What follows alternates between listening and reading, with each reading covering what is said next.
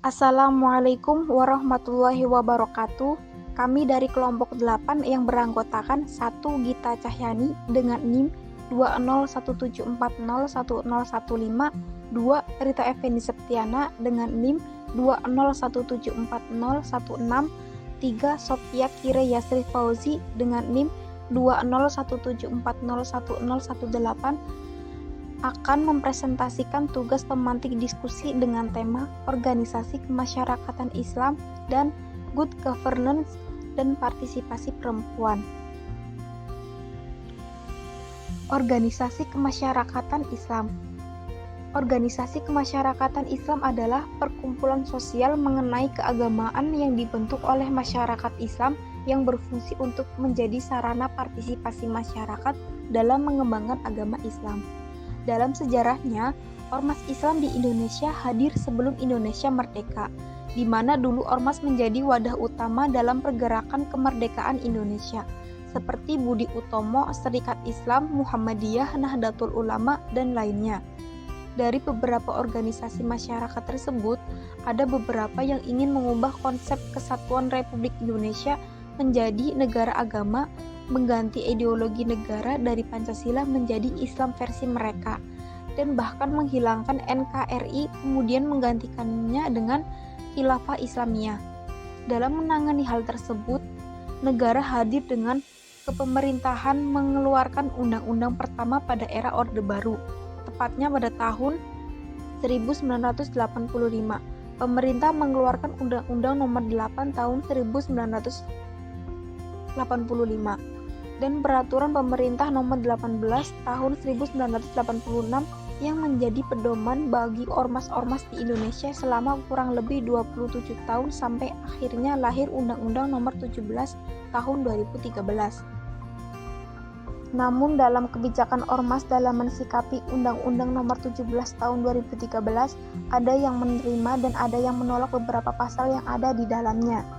Dinamika yang terjadi di lapangan menunjukkan bahwa beberapa ormas Islam merasa terancam dan berusaha untuk menolak melalui jalur konstitusi. Pada posisi yang sama, terdapat beberapa ormas yang justru mengamini dan mendukung peraturan undang-undang yang dikeluarkan pemerintah tersebut. Dari kebijakan ormas-ormas mensikapi undang-undang yang dibuat pemerintah, dapat diambil pelajaran untuk umat Islam agar lebih berhati-hati menyikapi aturan yang berkaitan dengan ormas sekaligus menjadi bahan renungan ketika akan mendirikan suatu organisasi kemasyarakatan yang tujuannya digunakan untuk berdakwah. Kebijakan dakwah yang ada selalu berkembang dan mengedepankan visi misi organisasi dengan tidak melupakan azas Pancasila dan Undang-Undang Dasar Republik Indonesia tahun 1945. Good governance.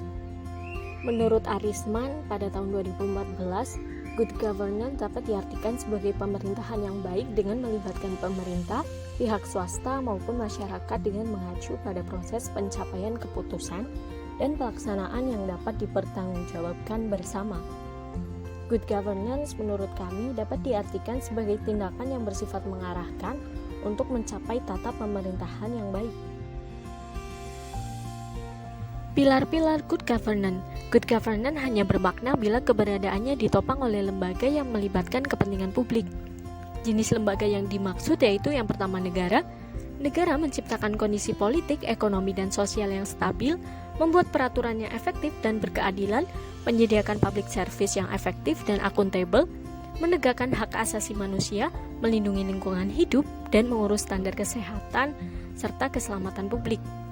2. Sektor swasta menjalankan industri, menciptakan lapangan kerja, menyediakan insentif bagi karyawan, meningkatkan standar hidup masyarakat, memelihara lingkungan hidup, menaati peraturan, mentransfer ilmu pengetahuan dan teknologi kepada masyarakat, serta menyediakan kredit bagi pengembangan UKM. 3. Masyarakat madani menjaga agar hak-hak masyarakat terlindungi, memengaruhi kebijakan publik sebagai sarana checks and balances pemerintah, mengawasi penyalahgunaan kewenangan sosial pemerintah, mengembangkan sumber daya manusia, serta sarana berkomunikasi antar anggota masyarakat. Prinsip-prinsip good governance. Yang pertama ada partisipasi masyarakat. Semua warga masyarakat mempunyai hak suara dalam pengambilan keputusan, baik secara langsung melalui pemilu maupun secara musyawarah. 2. Tegaknya supremasi hukum. Kerangka hukum harus adil dan diperlakukan tanpa pandang bulu, termasuk di dalamnya yang menyangkut hak asasi manusia. Yang ketiga, transparansi.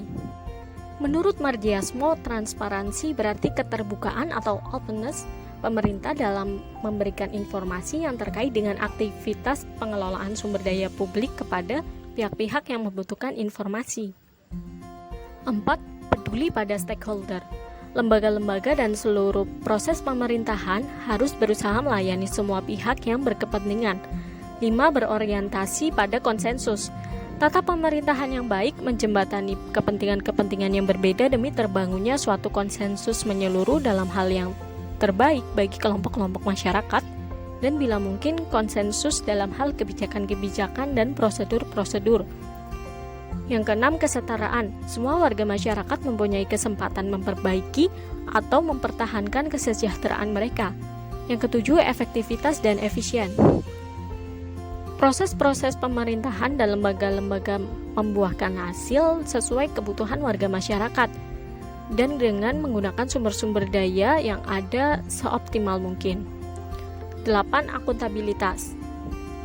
Akuntabilitas merupakan kewajiban untuk memberikan pertanggungjawaban kepada suatu organisasi yang memiliki hak atau wewenang untuk meminta keterangan atau pertanggungjawaban.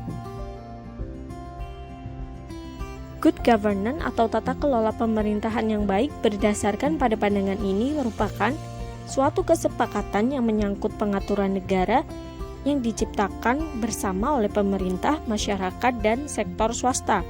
Kesepakatan tersebut mencakup keseluruhan bentuk mekanisme, proses, dan lembaga-lembaga di mana warga dan kelompok masyarakat mengutarakan kepentingannya, menggunakan hak hukumnya, memenuhi kewajiban, dan menjembatani perbedaan di antara mereka. Dengan demikian, ranah good governance tidak terbatas pada negara melalui birokrasi pemerintahan, tetapi juga pada ranah masyarakat sipil yang direpresentasikan oleh organisasi non-pemerintah seperti lembaga swadaya masyarakat dan juga sektor swasta. Partisipasi perempuan. Secara umum, partisipasi adalah mengambil bagian dari suatu tahap atau suatu proses. Proses yang dimaksud adalah proses pembangunan. Secara etimologis, menurut Surbakti, partisipasi berarti ikut ambil bagian dalam menentukan hal-hal yang menyangkut atau mempengaruhi hidupnya. Pemerintahan Indonesia mengarah pada prinsip good governance.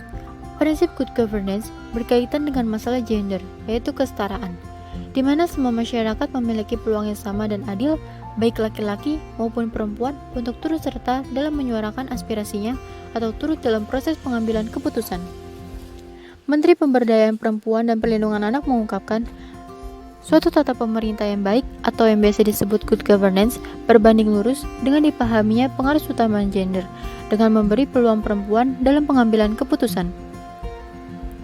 Kecerdasan serta kepiawaian perempuan-perempuan Indonesia tidak bisa dianggap remeh lagi, karena saat ini peran wanita telah banyak berkembang di berbagai sektor, salah satunya dalam sektor pemerintahan.